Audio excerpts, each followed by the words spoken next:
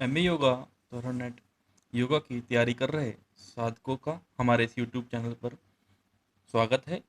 मित्रों, आप सब लोगों को प्रणाम। आज हम बात करते हैं ईशावास्य उपनिषद की।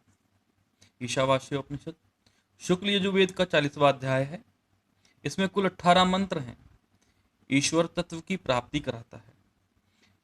इस उपनिषद का नाम ईशावास्य उपनिषद इसलिए रखा गया क्योंकि इसका प्रथम मंत्र ओम ईशावास्यमित सर्वम ये है, इसलिए इसका नाम ईशावास्य उपनिषद रखा गया।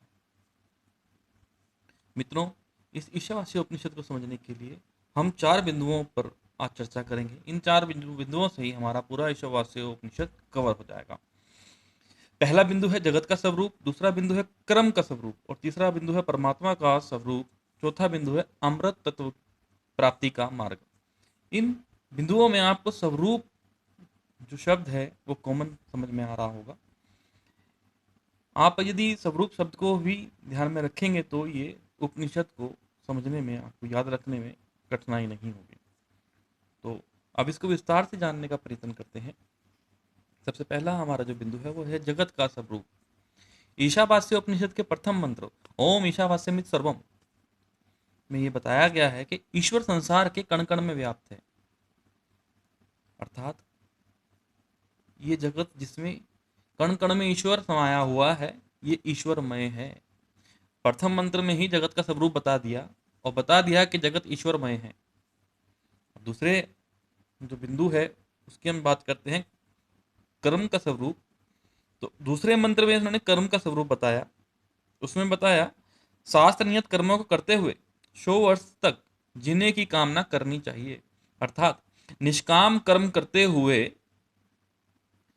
पूर्ण आयु यानी कि शतायु जीने की कामना करनी चाहिए साधक को। अब हम तीसरी जो हमारा पॉइंट है उस पर बात करते हैं परमात्मा का स्वरूप।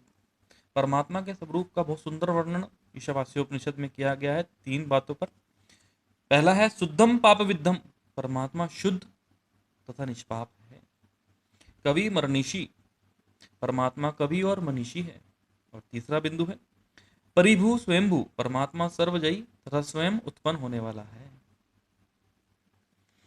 अब चौथे पॉइंट की हम बात करते हैं अमृत तत्व प्राप्ति के मार्ग।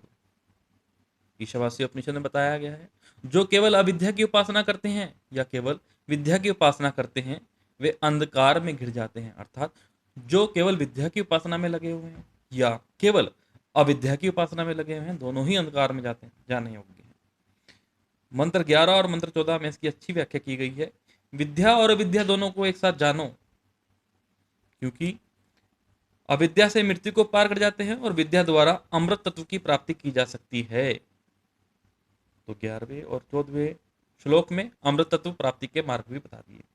तो दोस्तों, ये था ईशावास्य उपनिषद। बहुत शॉर्ट में हमने आपको समझाने का प्रयत्न किया।